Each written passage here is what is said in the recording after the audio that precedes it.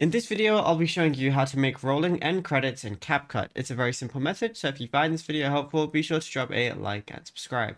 But anyways, getting into it, it's super simple to go ahead and do this, and you can do it on anything that you're using CapCut on.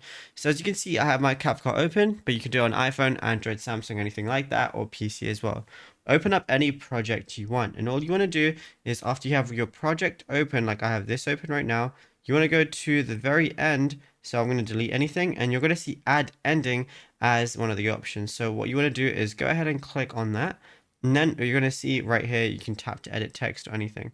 So what I want to go ahead and do is I'm just going to add a text box, and I'm going to press add text right there. So now I'm just going to put my text in here, and it's going to look something like this. Now all I want to go ahead and do is I can change the font or anything like that, and you might get this little option saying split text automatically. I'm going to go ahead and press don't split though. And now if I want my things to start, all I want to do is move the credits exactly where I want them to start. On the top right, I want to see that keyframe button, so go ahead and press that. It's going to start your keyframe. Now I want to go all the way to the last frame, and then I'm going to basically just go ahead and move my text up. We can adjust the positioning of it right at the end.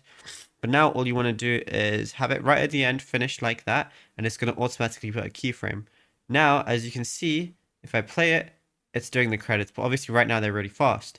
So what I want to do is I just want to extend it for however many seconds I want. So now if I went ahead and played it again, it's still quite fast. So now what I want to do is I want to move that keyframe over to the right side, and then once you go ahead and do that, you'll be good to go.